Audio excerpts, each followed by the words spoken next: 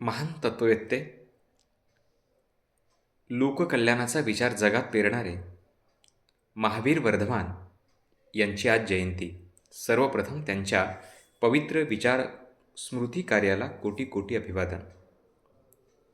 बिहारमधील वैशालीजवळ कुंडलपूर या ठिकाणी इसवी सन पूर्व 599 मध्ये वर्धमान महावीर यांचा जन्म झाला.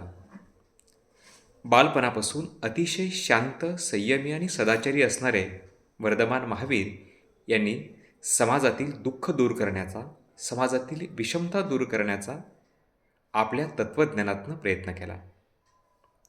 वयाच्या 30व्या वर्षी त्यांनी गृहत्याग करून ज्ञानप्राप्तीसाठी खडतर असा मार्ग स्वीकारला.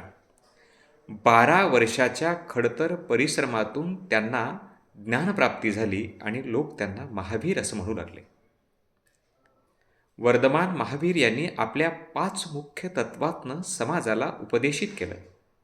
अहिंसा, सत्य, अस्तेय, ब्रह्मचर्य आणि अपरिग्रह. खरे तर ही 5 मूलभूत तत्व माणसाच्या आयुष्याला नवी दिशा आणि कलाटणी देणारी आहेत. अहिंसेला वर्धमान महावीर यांनी मोलाचे महत्त्व दिले. केवळ शारीरिकच नाही तर आत्मिक, वाचिकही हिंसा त्यांना मान्य नव्हती. ते सत्यवादी होते. खोटेपणा अजिबात मान्य नव्हता. चोरी करणे हा गुन्हा आहे. कुठल्याही स्वरूपाची चोरी ही अमान्य आहे हे वर्धमान महावीरांनी सर्व समाजाला समजावून सांगितलं. ब्रह्मचर्य आणि अपरिग्रह या 2 गोष्टी माणसाला संयम शिकवतात, सदाचार शिकवतात.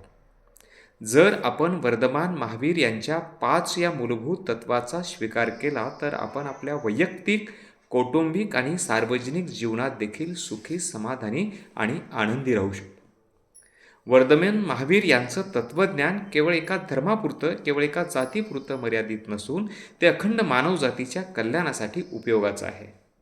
म्हणून वर्धमान महावीर जयंतीच्या शुभेच्छा देत असताना तमाम बंधू भगिनींना एकच विनंती करतोय की माणसाने आयुष्यामध्ये संयम ठेवला पाहिजे, आचरण शुद्ध आणि पवित्र ठेवलं पाहिजे.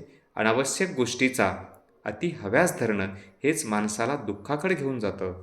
म्हणून जर दुःखमुक्त जीवन, आनंदी जीवन जगायचं असेल तर स्वतःवर संयम ठेवा आणि सदाचाराच्या मार्गाने मार्गक्रमण करा.